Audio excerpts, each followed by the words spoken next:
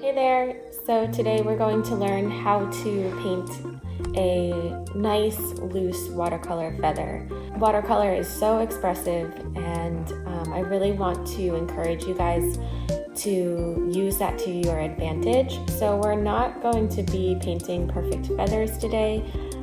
So just stick with me here and let's just have a nice chill time painting together.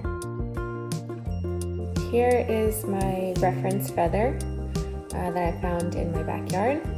I'm going to be using Winsor & Newton paints, 100% cotton watercolor paper by Arches, and a nice big jar of water. My brush is a round brush size 6 from Da Vinci. It's a synthetic brush. I start my feathers from the center stem and then I move out, breaking each side into thirds. The first third moving from center to edge. So first third, second third, third, third, which is basically the outer edge. Starting mostly with water, I'll draw my center stem from bottom, which is a little bit thicker, so I'll apply a little bit more pressure, all the way up, lifting the pressure with a slight curve to the right, as my reference feather has. So starting on the right side, from center out, I'll do short strokes that are very quick dashes, mainly pointing up towards the upper right edge of your page with white space in between them. And then at the bottom you see these wispy kind of feathers, so I'll have some that are a little bit more unruly down there.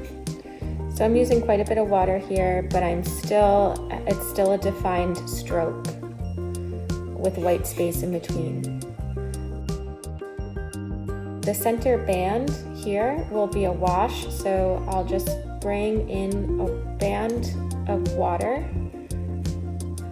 from bottom to top and then create just a little bit of piecey edges here. So that's again short brush strokes from water band to the outer edge. So now I'll just do some small brush strokes, piecey brush strokes from that center watercolor wash out, and just keeping these really loose, maybe kind of improvising a little bit towards the bottom, especially when the feathers pieces seem to kind of move a little less uniform. Now we're going to put some darker tone in there, so and we'll define the band.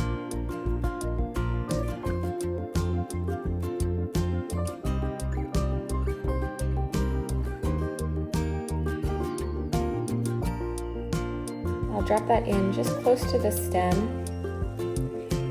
and then towards the wash, letting it bleed into the water that is already laid down. Maybe pop it out again towards the edge. So this water is drying and we want to move pretty quickly, but without stress. Drop your shoulders. Notice if you're clenching your jaw.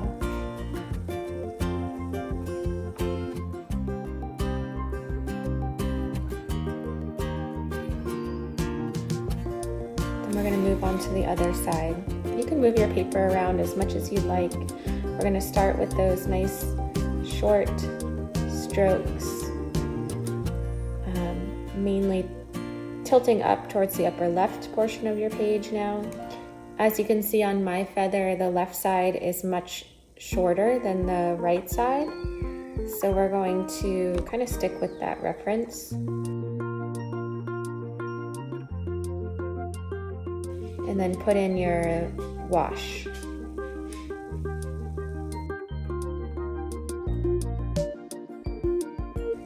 And then defining the outer edge with some really short, very short, quick strokes. And then once again, we'll drop in our darker tone. This is symmetrical on each side, so where the dark is on the right, I'm going to put that same darkness on the left. Now I can go back over any pieces that seem like they need a little more definition, but I like things pretty loose and abstract.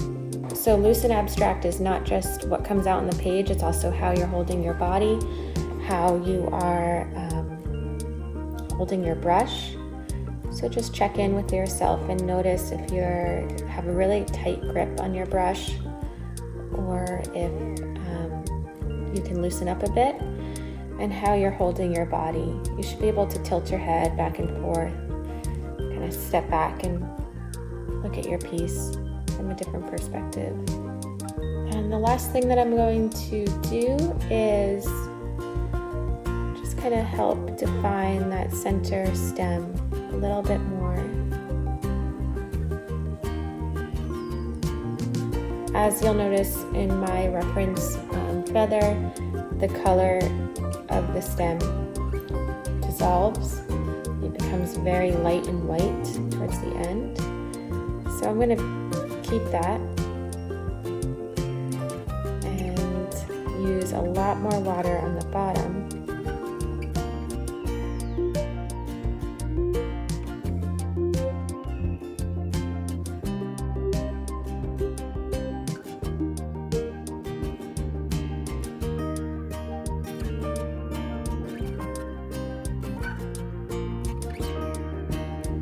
Okay, there you go. That's how to paint a nice loose abstract feather.